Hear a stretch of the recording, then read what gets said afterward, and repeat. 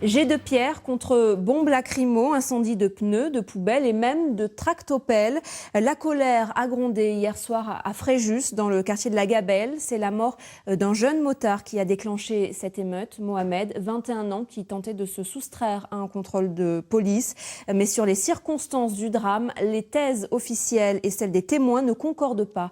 Jean-Claude Honorat, Jean-Paul Birlein. L'écorce du pin a été arrachée en 2 endroits. Impact de la moto et choc du casque dont la visière est toujours là. Il était 17h30 dimanche soir. Mohamed El Matari, 21 ans, revenait vers Fréjus sur sa motocross non autorisée à circuler sur les routes. En voulant échapper à un contrôle policier, il fait demi-tour, mais une voiture de la brigade anticriminalité le prend en chasse. Mohamed essaie de se faufiler par le bas-côté, mais il heurte violemment un pin et décède aussitôt. Pour la police, il n'y aurait pas eu de contact entre la voiture et le motard. Pour les frères de la victime, plusieurs hypothèses se posent. Il n'a pas voulu s'arrêter, il a accéléré et c'était la BAC avec la Renault Clio grise qui l'ont tapé dedans pour le mettre dans l'arbre. Il est rentré dans l'arbre et il est décédé sur le coup. Il y a plusieurs versions.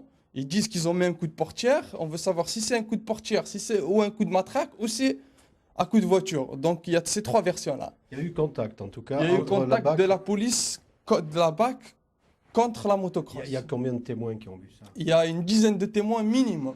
La victime résidait avec ses parents et ses 7 frères et sœurs à la cité de la Gabelle. L'annonce de la mort de Mohamed va déclencher une émeute, poussant une 50aine de jeunes à caillasser un magasin de fleurs, la mairie annexe et une cabine téléphonique.